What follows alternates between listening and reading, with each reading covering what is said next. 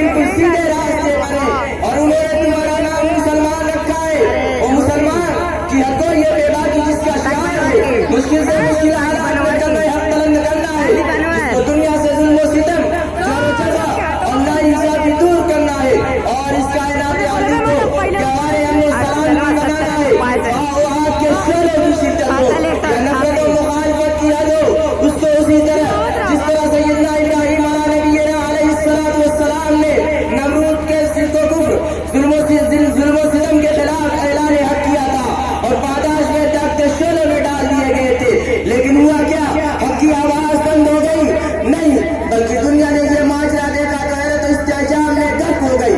وہ منظر تھا بے خطر کود پڑا آتش نمرود میں عشق, بے خطر کود پڑا آتش نمرود میں عشق, عقل ہے مرد تماشا ہے جب بام ابھی.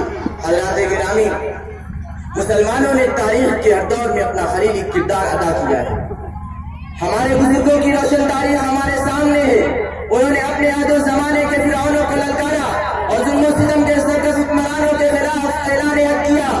تاریخ گواہ ہے کہ وہ شیروں کے شیر تھے, اب بات کرنے میں کسی سے نہیں ڈرتے تھے.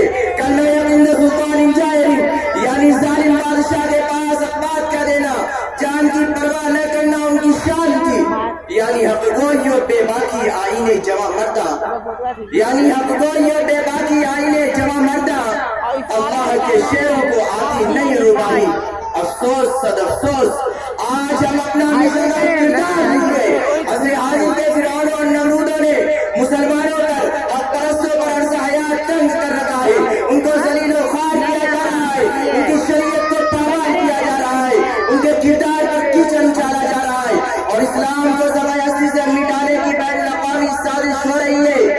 مگر وہ خیری کردار ادا کرنے والا مسلمان جس نے کیسر و کسرا کے پرچے اڑائے تھے, جس نے بر ظلمات میں گھوڑے دوڑائے تھے, جس نے یورپ کے ساحل پر کلمہ حق کی سربلندی کے لیے اپنی کشتیاں پھونکی تھی اور یہ کہتے ہوئے آگے بڑھتے گئے, باطل سے ڈرنے والے اے آسمان نہیں ہم, باطل سے ڈرنے والے اے آسمان نہیں ہم, 100 بار کر چکا ہے کہ انتہا ہمارا. افسوس کہ اگوائی و بے باکی کا بہ کر باطل طاقتوں سے ٹکرانے کا پوچھا مسلمان گہری نیند سو رہا ہے. اس کی مساجد توڑی جا رہی ہیں, اس کے روحانی مراکز بند کیے جا رہے ہیں, اس کے نوجوانوں پر دہشت گردی کا جھوٹا الزام لگایا جا رہا ہے, مگر پھر بھی وہ سویا ہوا ہے. کیا یہ وہی حق پرست مسلمان ہے جس کے اسلاف, جس کے آباء و اجداد دنیا کو چاہ پانی اور حکمرانی کا سبق پڑھاتے تھے, جن کی رگوں میں خلیل اللہ کا لہو دوڑتا تھا, وہ ہر جگہ ہر حال میں یہی کہتے تھے مجھے ہے حکم ادا لا الہ الا اللہ. حضرات گرامی, آج پھر وہی آتش کرے نمرود بھڑک رہا ہے. شاعر مشرق نے کیا خوب یاد دلایا ہے, آگ ہے اولاد ابراہیم ہے نمرود ہے, آگ ہے اولاد ابراہیم ہے نمرود ہے, پھر کسی کو کیا کسی کا انتہا مقصود ہے. لہذا آخر میں ایک بے علم و ہنر فرد ہوتے ہوئے بھی اپنے نوجوانوں سے کہوں گا, سبق پڑھ پھر صداقت کا, شجاعت کا, عدالت کا, سبق پڑھ پھر صداقت کا, شجاعت کا, عدالت کا, لیا جائے گا تجھ سے کام دنیا کی امامت کا.